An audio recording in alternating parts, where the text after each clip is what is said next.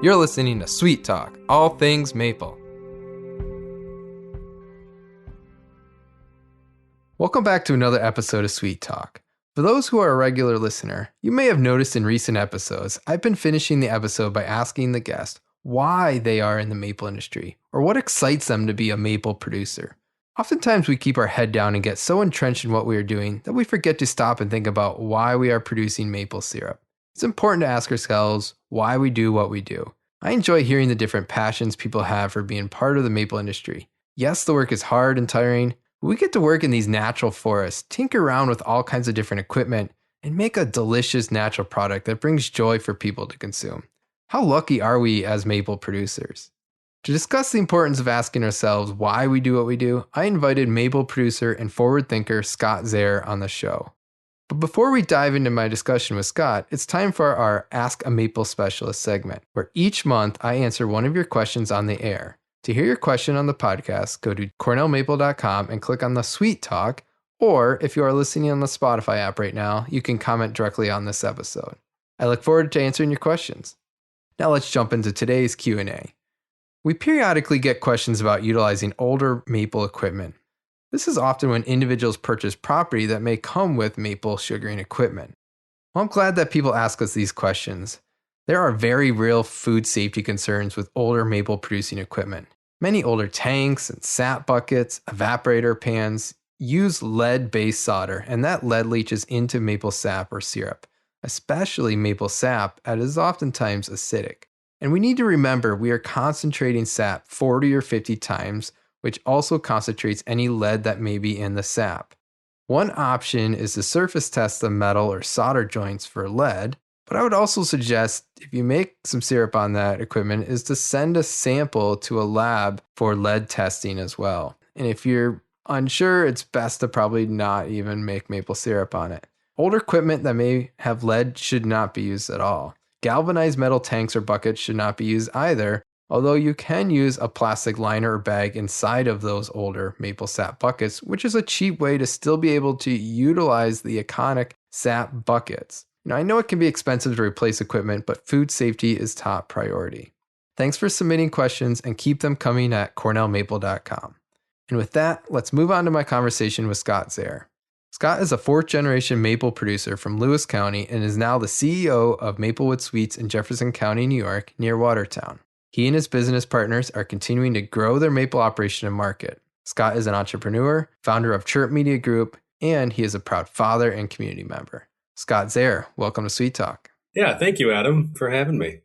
Yeah, it's great to have you on. And to start out, tell me just a little bit more about Maplewood Sweets, your maple operation. Yeah, so Maplewood Sweets was actually a name that my wife, then girlfriend, came up with years ago when I was making maple syrup back in Lava with my family. And it was just a name that we came up with to kind of separate our value-added products that we were trying to make at that time. Fast forward a bunch of years later, 2021, Maplewood Sweets LLC was formally formed between myself and my cousin Aaron Zehr. And 2022 sugaring season would have been our first season boiling as Maplewood Sweets in Watertown.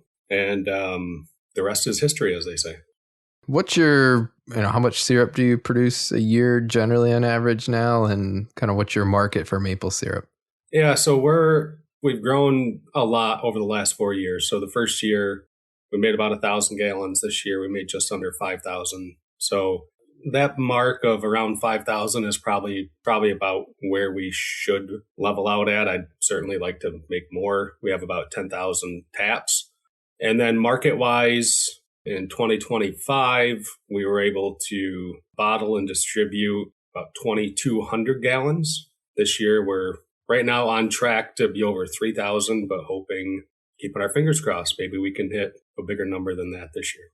Good. That's great. And I believe you initially were selling only bulk syrup, and now you've switched to kind of a retail wholesale model for your business. And so what made you decide to make that switch? Yeah, not wanting to go broke. I mean, that's the reality of it. The first couple of years, it was like, and granted, hindsight being 2020, we scaled faster than our britches probably should have. But yeah, I think out of that first year, I bottled up a couple hundred gallons, sold the rest bulk. The second year was maybe like 400 gallons, sold the rest bulk. And yeah, it was just having a come to Jesus moment. Aaron and I looking at each other, and we brought Charlie in the partnership by that point. And it's like, why are we doing all of this and walking away with a little to none?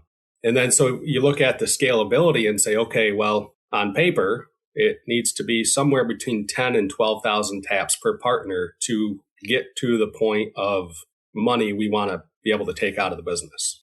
Well, there's got to be another way than just adding taps. I mean, I grew up on a dairy farm, and I've seen the growth of the dairy industry, right? And the answer for a lot of years has always been more cows, more cows, more cows. And I don't always agree with that sentiment. So let's try selling it in a bottle. We hadn't really tried. So at that point, what did we have to lose? Yeah. Yeah. And so I'm assuming that is working out a little bit better. Obviously there's more costs going into, purchasing the bottles, creating those markets, and bottling the syrup and distributing that. But I'm assuming that is working out to be a slightly more profitable enterprise for you. Eventually it will be. We're still young. We're still new. We're still not cash flow positive. But the trajectory at this point is showing that now we can at least see when that date is going to be. We now know when that is going to happen. Where previously the only avenue we had was to make a larger volume of cheap syrup. Just trying to add more taps to utilize the equipment more and things like that. Which we still fully intend to do. But one of my initial fears the first couple of years of trying to grow a retail or wholesale business was I didn't think we were good enough tree side. We were leaving sap in the woods in a lot of it. I didn't want the higher value syrup to subsidize poor performance in the woods. Now, maybe I was wrong for thinking that way, but this year was the first year that I can sit back and sleep at night and say, we did, I'm going to say at least 90% of everything we could possibly do to be better tree side. I mean, short of waking up at 1 o'clock in the morning to go chase leaks with a headlamp. But I felt like this year it was kind of the culmination of that mindset. Everybody wants to sell syrup for $100 a gallon, but if you can't make it for less than 50, is that really good? Why can't we make syrup for $20 a gallon and sell it for $100? That's kind of the way I was thinking about it. Yeah, gotcha. And what you're kind of alluding to there is that just adding more taps doesn't mean like you're all of a sudden going to make more syrup because there's more costs in doing that, right? So how can you optimize the amount of production per tap and do the best that you can? Yeah. And that's all we can do. That's what we can control. We can't control the weather, right? But making sure that, if we're using a vacuum system, that things are tight and making sure we get what we can out of the woods. Yeah. Yeah. I mean, I tell the guys, like, I want the unicorn model. I want to be the lowest cost producer as far as inputs and the highest value output. How's that going for you? We're not there yet. But you're striving towards it. And it's interesting to hear you talking about that. And I mean, it's encouraging to hear that you're looking at, down the road and planning things out, which is good. I think not every maple producer is always doing that. Sometimes it's kind of more flying from the seat of their pants, right? But you actually are putting some thoughts and planning into and strategy and the business model kind of behind it. Yeah. I mean, it's funny when you build something out of a passion, for the most part, I think a lot of people would say, yeah, you can fly by the seat of your pants and be okay. I mean, like, I know maple. I'm still learning vacuum systems and that stuff. I didn't grow up with that. I grew up with buckets, and I've only been exposed to vacuum systems for 4 seasons. I'm very much a newbie. But when you realize that what you've built can break and break hard, that's the moment you sit there and say to yourself, okay, well, maybe it is time to put the thoughts in my head organized on paper that we can look at and visit and talk about, aka a business model, how we actually are going to get from point A to point B, more so than just having it in my brain. And, we didn't always operate that way. Since 2024, we have. That was kind of the first big moment, we put a stake in the ground, and I hired my brother-in-law full time, initially as an operations manager, like a second person to just always be doing something with the business. But now he's our VP of sales. And then the second big move we did was in April of 25, we hired a business consultant to come in and help us figure out the path of least resistance to profitability in the bottled syrup game. And I think probably having business partners makes it more of a requirement to have that business plan. Yeah, I'm definitely fortunate with the two partners that I have that they wouldn't be the partners that are clamoring for everything to be, I's dotted and T's crossed. But it's certainly from a personal responsibility standpoint, it's not just my money I'm responsible for anymore, right? Yeah. So it's definitely created, I think, on my part, I'm wired to maybe want to fly by the seat of my pants a little more, but having other people to be accountable to has certainly helped me raise my game. Yeah, for sure. We talked about the passion for maple, and one of the big reasons I really wanted to have you on the podcast is that we recently had a discussion about, why we are maple producers and why we do what we do in maple. So why are you a maple producer?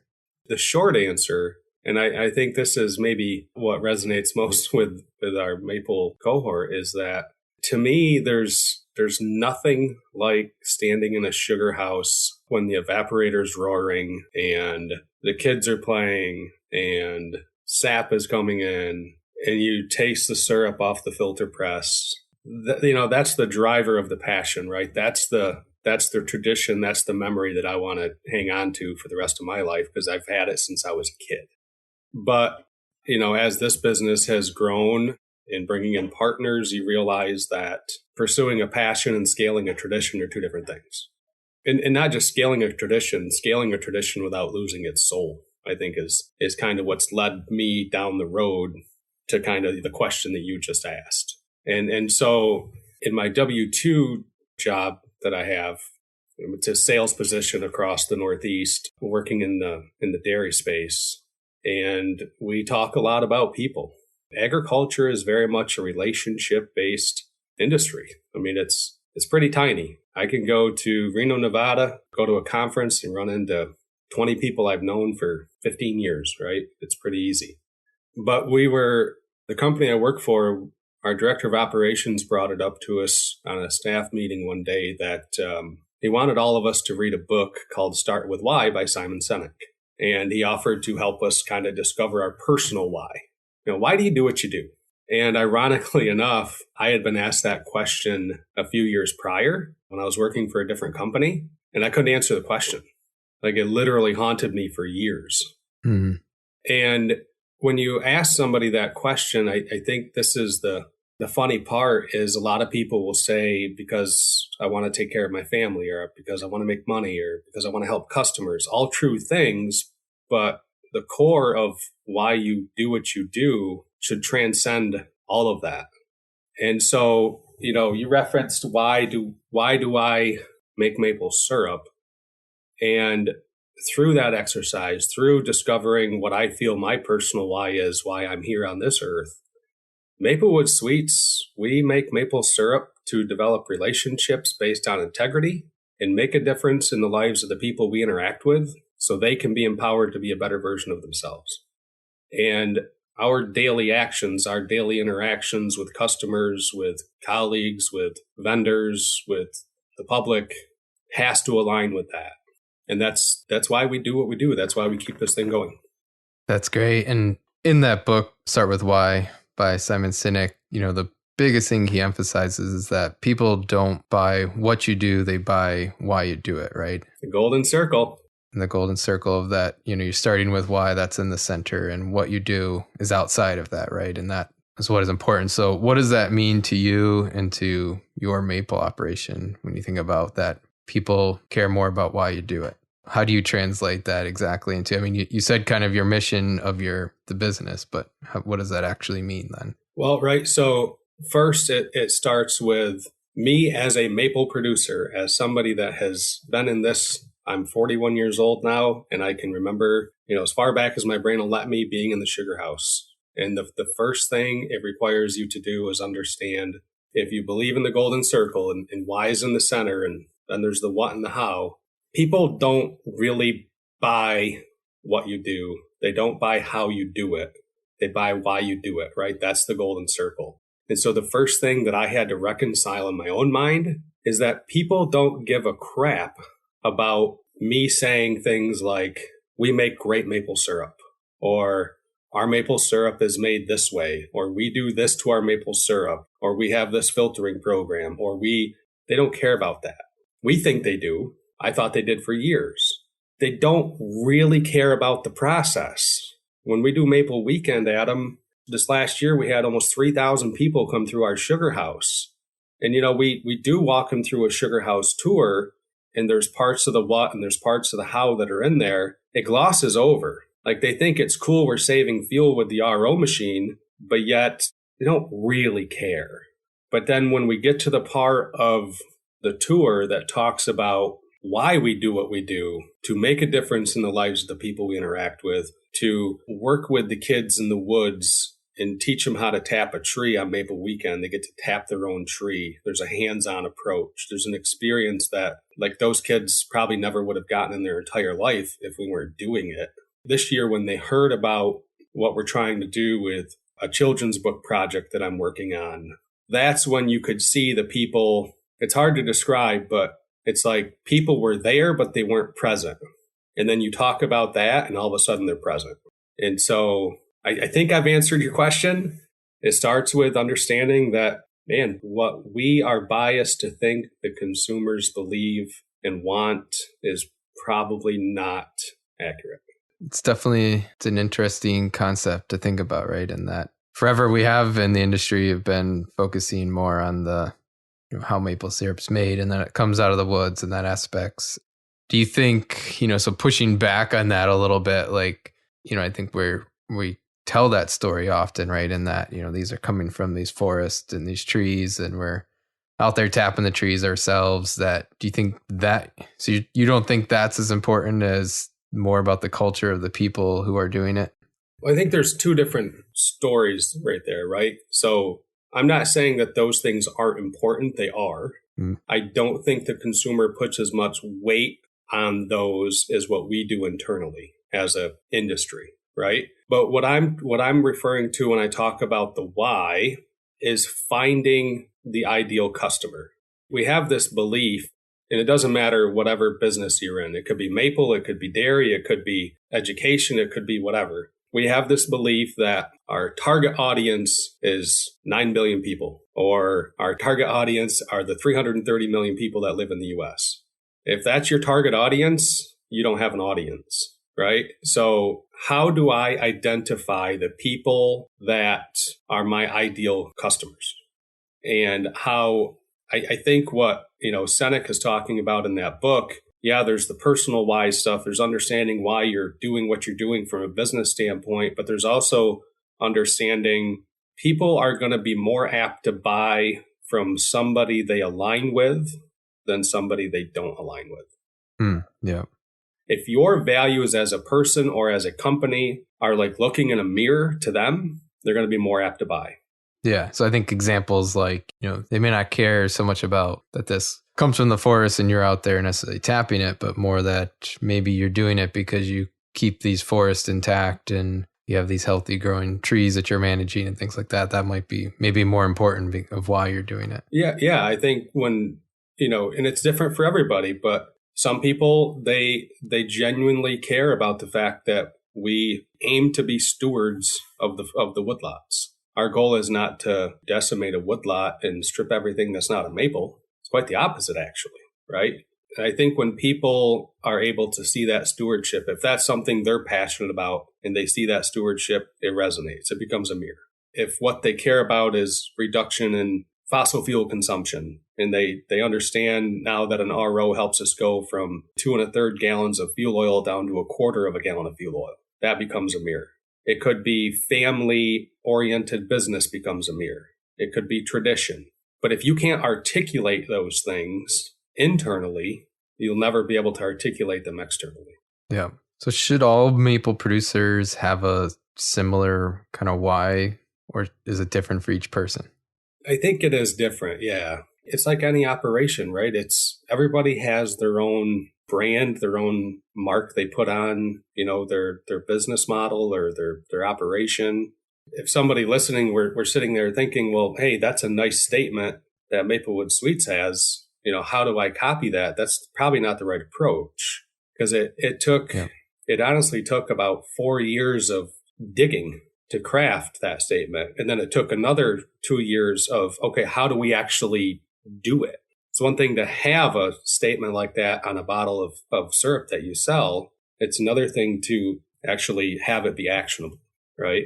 Yeah. So I think it's an important exercise for anybody to go through, maple producer or not, because I think the biggest value that I've found from the Maplewood Sweets side is really that customer acquisition thing, the ideal client, if you would.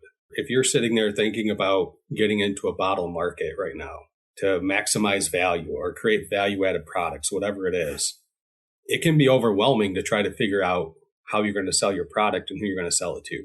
And as the clarity of the why increases, the feeling of the overwhelm decreases.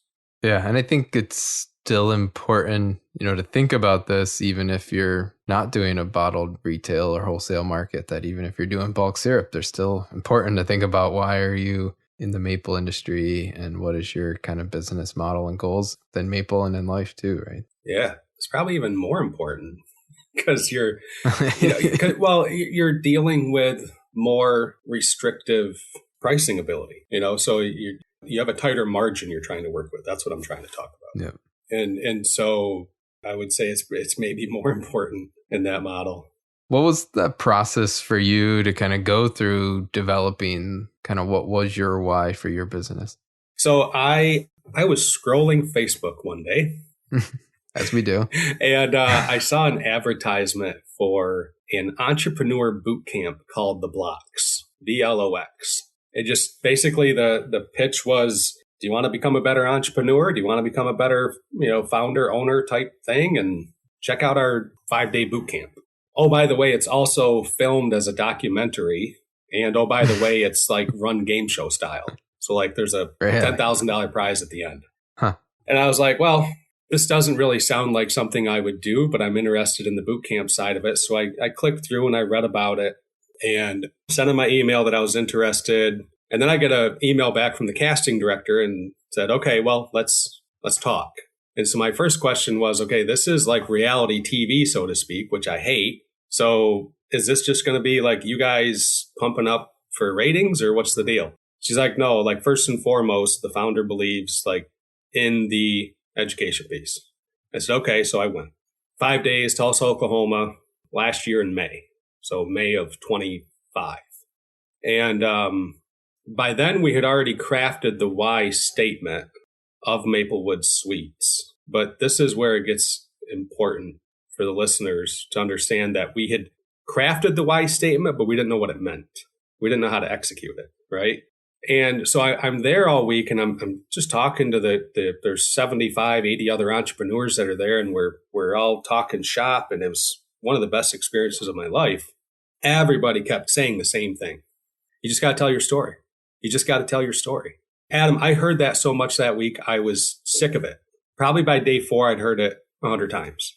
And we're in a breakout group, and the judge running the breakout, it was my turn for a one-on-one.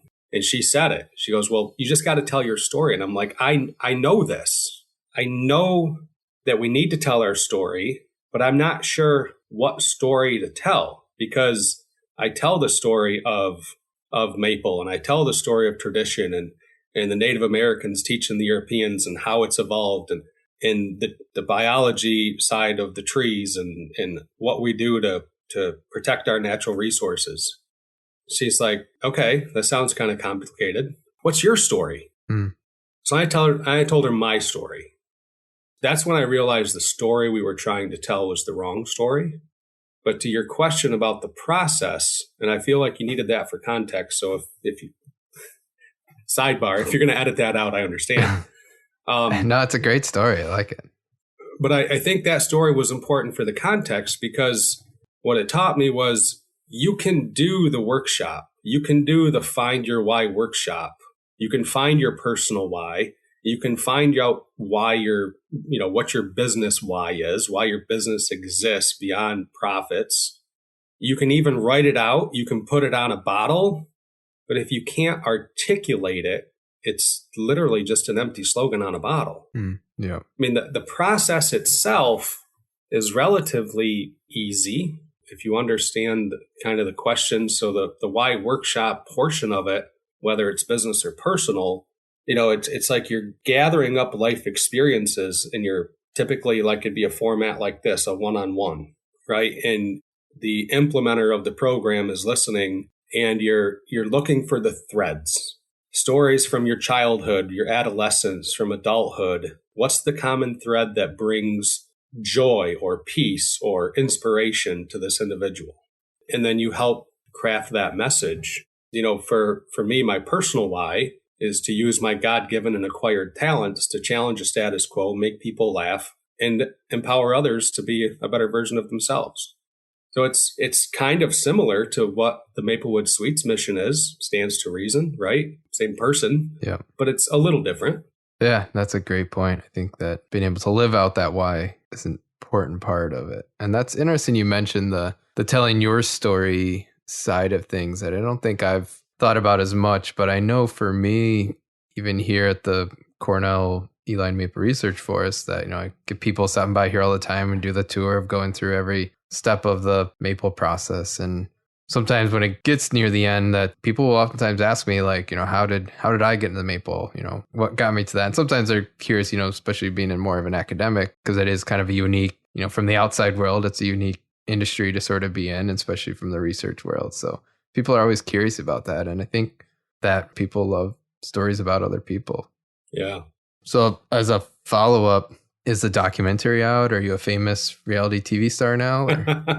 It has been released. The show, The Blocks, originally, I think the first 7 or 8 episodes aired on Prime, but I was season 22. It hasn't been on Prime in a while. So you can go to, I think I posted links on my Facebook page, but also I think at betablocks.com website, you can view all the seasons. Okay. And it's probably not anything you're imagining at all. So Wes Bergman is the guy that is the creator of this. Ironically enough, 20-year career in reality television, but he's also an investor in small businesses. And I was blown away by the quality of the people in the room, inside. I mean, just such amazing people in all different walks of life, all different corners of the country, completely out of my comfort zone, for sure, because it's a documentary style kind of thing. They want you to take the selfie when you're walking through the airport, or, have a quiet moment on an airplane that might be part of the final edits, right? And this is so not me. I participated as much as I could, but I definitely went into it right up to walking into the hotel, getting in line to check in, like, okay, when am I going to meet all the pretentious jerks that are going to show up and try to make me into something I'm not? And ironically enough, Adam, life has a way of diffusing some of those things in real time. I was standing in line at the hotel. I looked behind me, and there's this guy, probably 6'5", great big beard, broad shoulders. I'm like, hey, it's like, you here for the Blocks? Yeah. So I'm Scott. I'm Nate. Nate, what do you do? And I'm not going to give you the line that he said. It was really funny. But essentially, he was a logger, and he grew up in Maine, and he grew up making maple syrup with his friends or family. I forget which. And I'm like, okay, let's have a good week. Huh. Yep. Yeah. Sometimes it's good to push ourselves outside the comfort zone a little bit and those things. That helps us grow as individuals, I think. Mm-hmm. So I've been ending a lot of our episodes recently by asking the guests, why they're in the maple industry, which we've obviously been talking a lot about and already asked you that. So I'll finish off by asking you, what's next for Scott Zehr and Maplewood Sweets? Wow, there's a few ways that I could go with that. What's next for Maplewood Sweets?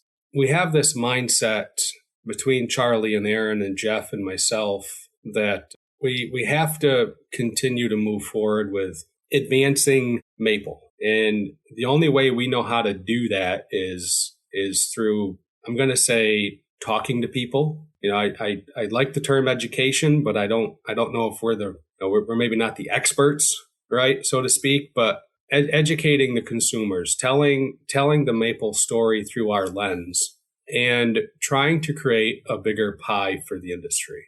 I think the idea that maple syrup is predominantly categorized as a breakfast condiment is something that drives me up the wall.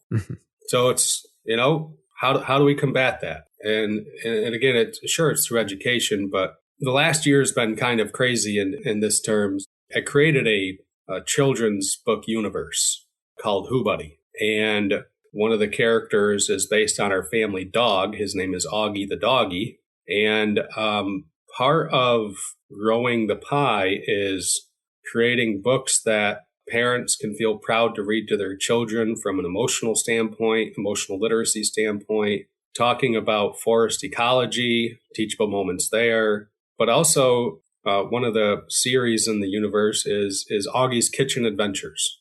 And this is where we get to educate the parent reading the book and the child listening to the book at the same time that maple syrup is more than a breakfast condiment. And so, that's kind of what's on our plate right now.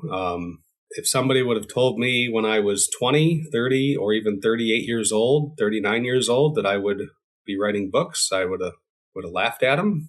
I did have an idea for a book, more of a children's book about maple, but not this.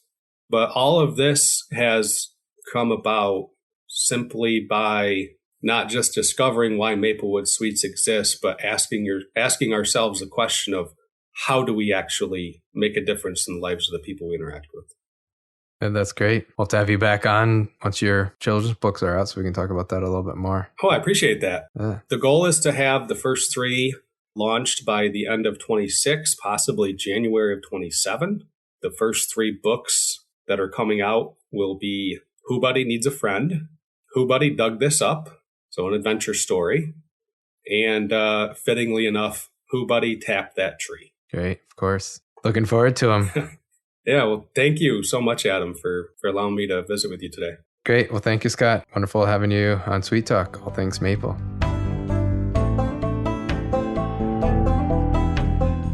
Thank you for joining us for Sweet Talk, all things maple with Aaron and Adam. Sweet Talk is produced by the Cornell Maple Program and is made possible with funding from the New York State Maple Producers Association and the USDA Agricultural Marketing Service. All music is obtained from Blue Dot Sessions. For more information on all things maple, visit cornellmaple.com. Have a sweet day.